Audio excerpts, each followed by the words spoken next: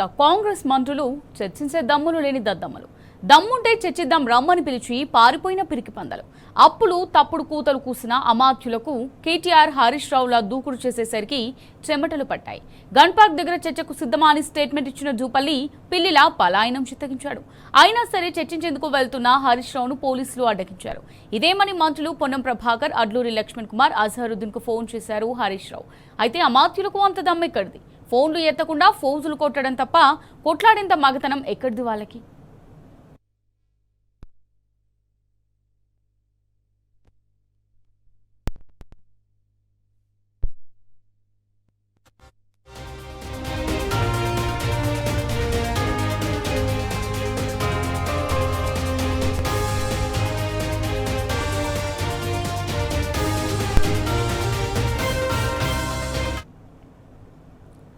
కాంగ్రెస్ మంత్రులు చర్చించే దమ్ములు లేని దద్దమ్మలు.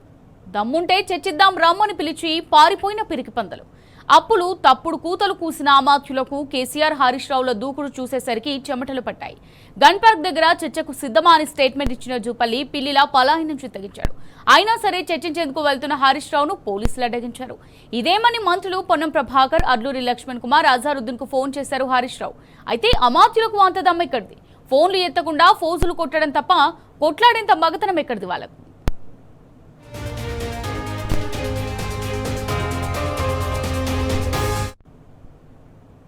రైట్ గా దీనికి సంబంధించి మరిన్ని డీటెయిల్స్ మా రిపోర్టర్ లివిల్ అందిస్తారు. లివిల్, మరి గన్ పార్క్ దగ్గర చర్చకు సిద్ధమని కాంగ్రెస్ మంత్రి జూపల్లి సవాల్ చేశారు.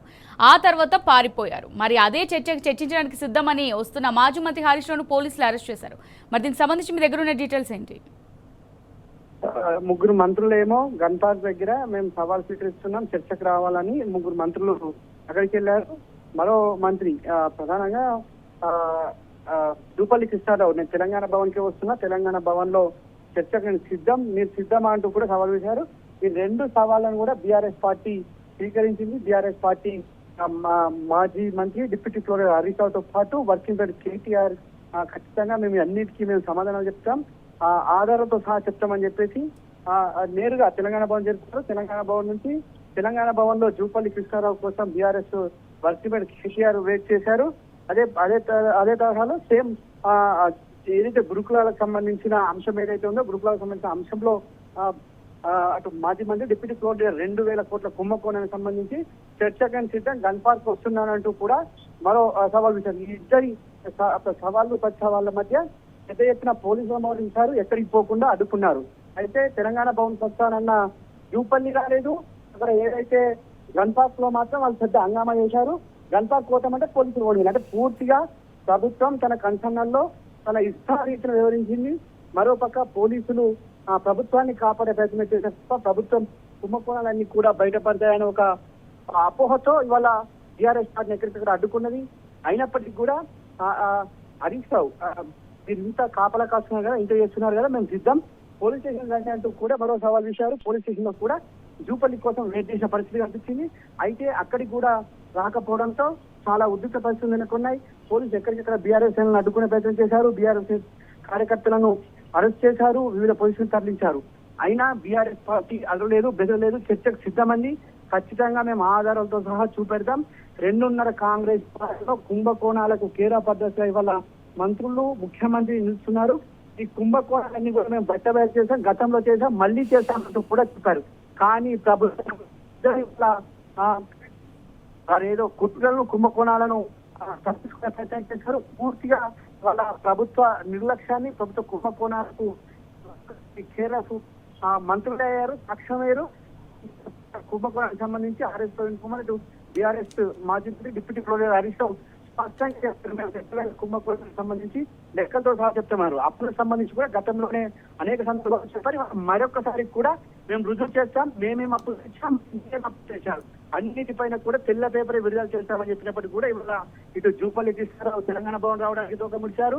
అక్కడ ఉన్న ఏదైతే పొన్నం ప్రభాకర్, అడ్లూరి లక్ష్మణ్ వాళ్ళ దగ్గరికి వెళ్దామంటే అక్కడ పోకుండా ఎక్కడికక్కడ అడ్డుకొని ఒక విఫల ప్రయత్నం చేశారు. వాళ్ళ పూర్తిగా విఫలమయ్యారు. ప్రభుత్వం కుంభకోణాలు చేశామని వల్ల ఒప్పుకోక తప్పని పరిస్థితి ఏర్పడింది. ఖచ్చితంగా అవినీతికి పాల్పడ్డామనే ఒక సందేహం వల్ల ప్రజలు కల్పించారు. పూర్తిగా అవినీతిమయమని కాంగ్రెస్ ప్రభుత్వం మళ్ళీ తన అన్యాయాన్ని, అక్రమాలను ఇవాళ వారికి వారు నిరూపించుకున్నారు. అంటే తోక ముడిసిన నేపథ్యంలో పూర్తిగా వారు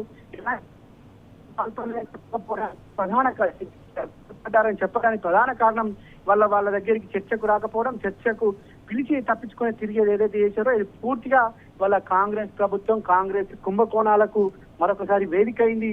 వాళ్ళ మంత్రుల కుంభకోణాలు, ముఖ్యమంత్రి కుంభకోణాలు, ప్రభుత్వంలో పెద్దల కుంభకోణాలు వాళ్ళ మళ్ళీ బట్టబయలైపోయినాయి. వాళ్ళ కుంభకోణాలన్నీ కూడా వాళ్ళ చర్చలం అయిపోయినాయి. 2000 కోట్లు కుంభకోణం నిజం, వారు ఏదైతే అప్పుల కుప్ప అని చెప్పారో వాళ్ళ పచ్చి అబద్ధం అని తెలిపోయింది. వాళ్ళ ప్రభుత్వంలోని అందరూ కూడా ఆ చేతులు ఎత్తేసారు తప్ప ఎక్కడ కూడా ఆ సేవ చూపించలేదు. అదే బీఆర్ఎస్ పార్టీ సంబంధించిన నాయకులు ప్రతి ఒక్కరు కూడా మేము సిద్ధం, కార్యకర్త సిద్ధం, లీడర్ సిద్ధం అని చెప్పినప్పటికీ కూడా వాళ్ళ ప్రభుత్వం పూర్తిగా ఇవాళ తన అసమర్థతను, తన అక్రమాల పుట్టను పూర్తిగా ఇవాళ అవినీతిమయం చేసింది అనేదానికి వాళ్ళ ఈ అక్రమ నిర్బంధాలు, అక్రమ అరెస్టులని మరోసారి చెప్పుకోవచ్చు. పూర్తిగా ఉదయం 9 గంటలకు ప్రారంభమైన ఈ అక్రమ అవినీతి అంతా కూడా ఇదే తరహా జరిగింది, ఇప్పటి వరకు కూడా కొనసాగింది. పూర్తిగా ప్రభుత్వం ఒక ధోరణి, ప్రభుత్వం ఒక కుంభకోణాలు వాళ్ళ చరిత్రలం అయిపోయాయి. అమూల్య. Right, thank you లివిల్.